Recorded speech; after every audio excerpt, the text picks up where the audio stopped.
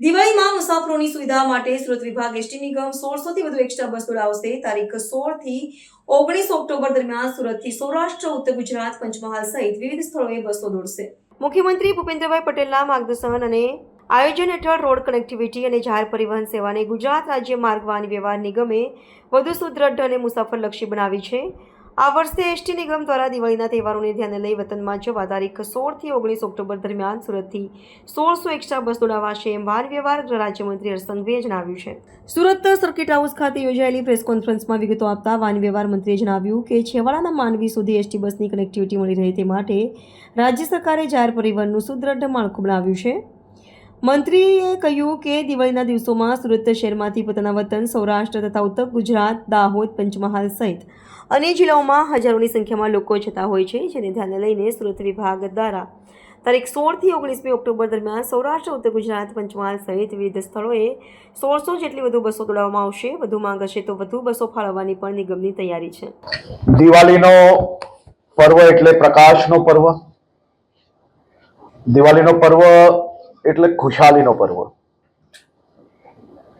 દિવાળીનો પર્વ એટલે સૌ પરિવારજનોને એકત્ર થવાનો પર્વ.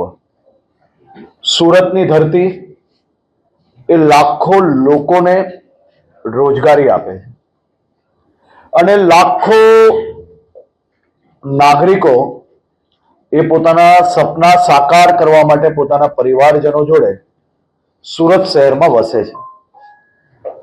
અને આ જ લાખો પરિવારો દ્વારા રાત દિવસ મહેનત કરીને આ શહેરને અને રાજ્યને દેશના સર્વોચ્ચ રાજ્ય સુધી પહોંચાડવાનો શ્રેય આ તમામ લોકોને જાય છે. ત્યારે આવા લાખો કર્મચારીઓ, હજારો પરિવારો જે દિવાળીના તહેવારમાં પોતપોતાના વતન એ જાય સૌરાષ્ટ્રમાં હોય, દાહોદ, પંચમહાલ હોય કે પછી બનાસકાંઠા, પાટણ, મહેસાણા કે પછી સાબરકાંઠા હોય, આ બધા જ ક્ષેત્રમાં આ બધા જ પરિવારો દિવાળીના તહેવારમાં આપણે સૌ જાણીએ છીએ કે રાબેતા મુજબ તો ગુજરાતમાં એસટીની 8000 બસો દરરોજ ચાલી રહી છે, જેમાં દરરોજ 27 લાખ જેટલા પેસેન્જરો આમાં ટ્રાવેલ કરતા હોય છે. પરંતુ દિવાળીનો ખાસ આ પર્વ નિમિત્તે સુરત શહેર ભારતીય જનતા પાર્ટી, સુરત શહેરના ચૂંટાયેલા સાંસદશ્રી અને ધારાસભ્યશ્રીઓ પાસેથી જે પોતપોતાના વિસ્તારોના નાગરિકોને ઉત્તર ગુજરાત, સૌરાષ્ટ્ર, મધ્ય ગુજરાતના ગામડાઓ સુધી ઓછા ભાવમાં એટલે કે પ્રાઇવેટ વાહનો ના કરવા પડે અને સામાન્ય ખર્ચની અંદર લોકો પોતાના ગામ સુધી પહોંચે અને દિવાળીનો તહેવાર બનાવી શકે તે માટે આ વર્ષે વધુ બસોની માંગણી કરવામાં આવી. ખાસ કરીને ગયા વર્ષે બી આપણે સ્પેશિયલ એક્સ્ટ્રા બસોના માધ્યમથી 87,000 લોકોને એસટીના માધ્યમથી પોતપોતાના ગામ સુધી પહોંચાડવાની વ્યવસ્થાઓ કરવામાં આવી હતી.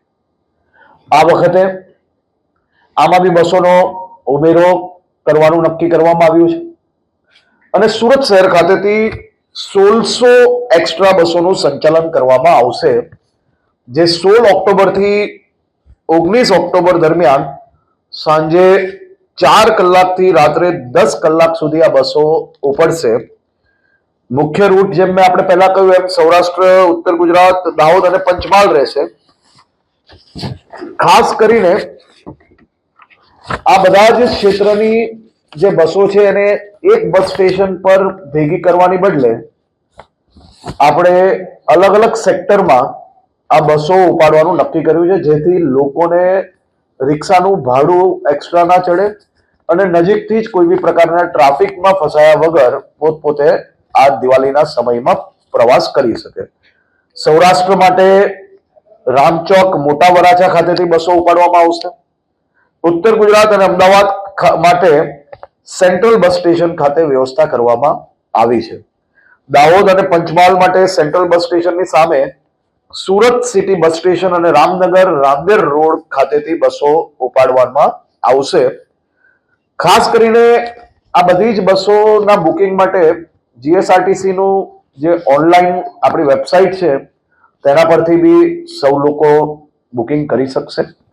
એના સિવાય બી ઓફલાઈન બુકિંગ બી આપણે central bus station, Adajan, Udhna, Kamrej, Kadodara બધી જ જગ્યા પરથી કરવામાં આવશે.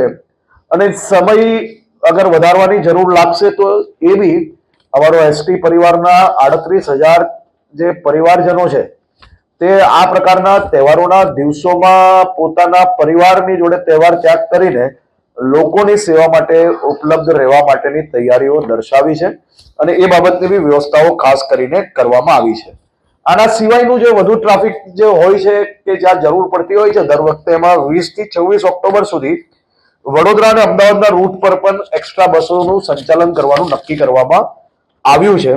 અને ખાસ કરીને દાદાની સવારી જ્યારે બસ આખી બુક કરાવે છે કોઈક સોસાયટી, પરિવારજનો, આ દેશમાં ગુજરાત એકમાત્ર રાજ્ય છે જ્યાં દાદાની સવારી એસટી અમારી પોતાની સોસાયટીના ઝાપા પરથી આવીને પેસેન્જરોને બસમાં બેસાડીને પોતાના ગામના ઝાપા સુધી મૂકવાની વ્યવસ્થાઓ કરવામાં આવે છે.